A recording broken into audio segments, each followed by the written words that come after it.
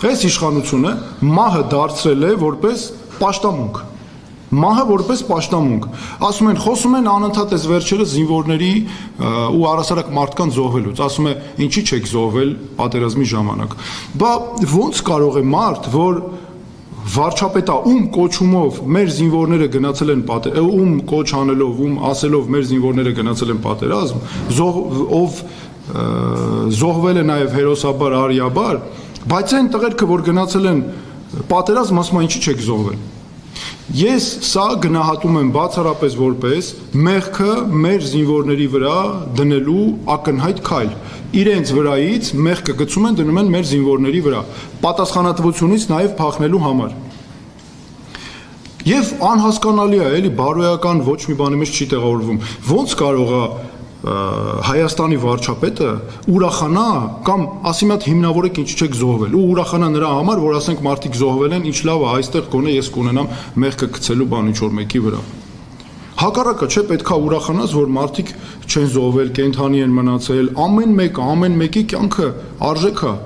Ու պաշտպանության նախարարն էլ հələ տեսեք ինչ անում, հələ խոսքի վիճակը լակոտի պես իրան պահելով, արայով խոսալով քաղաքացիների ամբողջ ուղի եթերներով գնում է, ասում է ինչի հիմնավորեք ինչի չեք զոհվել։ Բա դու մի հատ կարաս հիմնավորես, դու ինչի չես զոհվել, դու կարաս հիմնավորես 15 մեր զինվորները, որոնք կացարանում հրդեհի հետևանքով մահացան։ Դու կարաս հիմնավորվես, ինչի այդ տղերքը մահացան։ Բա մահացան նրա պատճառով, որ ձեր նշանակած վարչապետի նշանակած նախարարի ժամանակ նրա պատճառով այս Սուրեն Պապիկյանի, որ խոսում է սենց, ու նաև նրանց ընտրած հրամանատարների պատճառով։ Պաշտպանության նախարարը, պաշտպանության բա դու նախարար ես, նախարարի ֆունկցիան այնա, որ դու պատերազմն ես կազմակերպես, եթե կա այնպիսի քաղաքականություն տանես, հնարավորինս քիչ մարդ զոհվի։ Բայց ոչ թե որ ուրախանաս նրա համար, որ ասես ինչ լավ է, բանը զոհվե կամ ինչի չեք գնացել զոհվես, սա,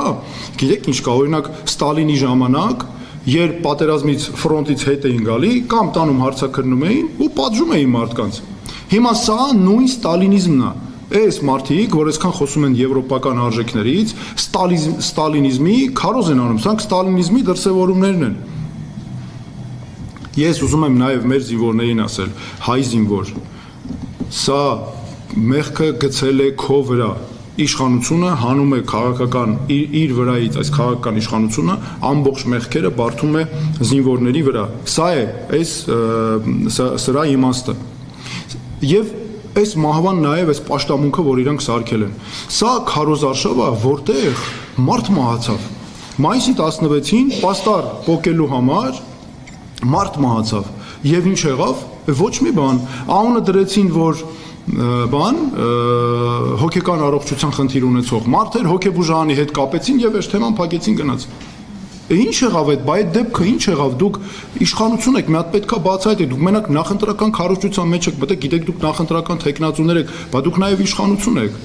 Այս իրավիճակից ելքը ո՞րն է լինելու, այսինքն սենց ինչքան մարդ մահանա, գործիք համարենք անցնի գնա։ Կամ եւ առասարակ նման բաները իշխանության պահվածքի անբաժան մաս են, ասենք ունենք նախագահ, որը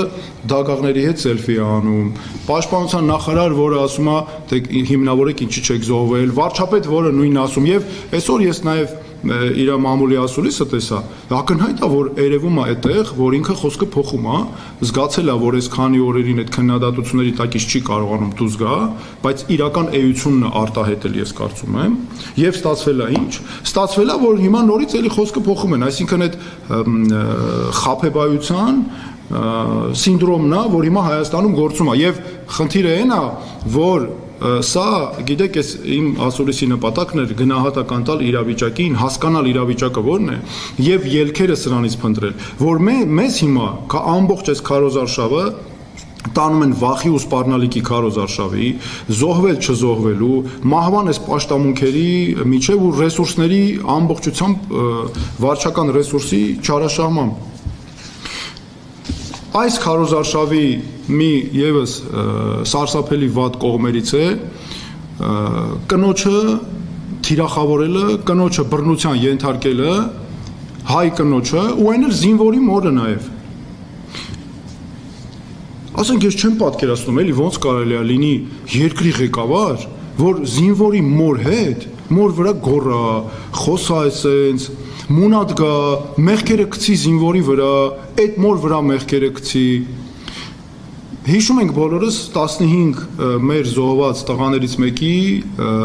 մոր վրա, որ ինչ ձայներ բարձրացնում մեծամորում։ Ես այդ մեր զինվորի հորը տեսել եմ մեծամորում, խոսել եմ հետ, ասենք այդ մարդու աչքերի մեջ նայում ես, հերոսական ընտանիք, այդ մարդու աչքերի մեջ նայում ես, ինքը ասում է, գիտես ինչ կա, իմ տղեն էսի հայրենիքի համար է կյանքը տվել։ Գնացել հայրենիքի համար կյանքը տվել է, բայց հիմա ինչի են մեզ այս վիճակի դնում, խաբում են, չեն ասում ճշմարտությունը ու չեն բացահայտում մեզ գործը։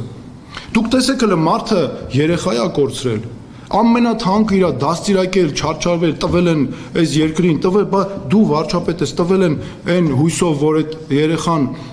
կծառայի, կվերադառնա տուն եւ հերոսական գնահատական կունենա, իրենք կգնահատվեն։ Դու կանգնել ոչ միայն հիմա գոռում ես, այլ նաեւ ասում ես մունատ ես գալի մարդկանց վրա, այլ խափում ես։ Ասենք, չգիտեմ, էլի ոնց կարելի է, ես չեմ պատկերացնում, ինչքան մտածում ես, ուղղակի մեզ չի տեղավորվում, ասենք Բա այն մյուս տղերքը մեր զինվորները, լավ էդի չես մտածում, ասենք այդքան տղեր կան ծառայող, չէ՞։ Այդ մեր մյուս տղերքը, որ նայում են, տեսնում են իրանց ծնողների հետ սենց էս վերաբերվում։ Բայց ո՞նց էս պետության նկատմամբ վստահությունը կլինի։ Հե ինչ անեն քո քարոզարշավնա։ Քարոզարշավ, այսինքն դուք պատկերացնում եք ինչ աստիճան թանկ է իր համար, այս քարոզարշավի, այս ատելությունն ու թշնամանքը, այս իրական էությունը ստեղ է երևում, որ ամեն սրբությունների վրայով անցնում է իմ համար Զոհվածի մոր հետ խոսելը ինքը արդեն տաբու է, վերջ ինքը իմ համար սրբության պես արժեք է։ Այդ մարդը ինչ ուզում է լինի, սխալ լինի, ճիշտ լինի, ինքը զոհված զինվորի մայրը կամ հայրը ծնողը, դրանով ամեն ինչ հարցը փակված է։ Ոնց կարաս թույլ տաս մարդու հետ այդպես խոսաս։ Եվ ստեղ մի կարևոր բան էլ կա, որ իմ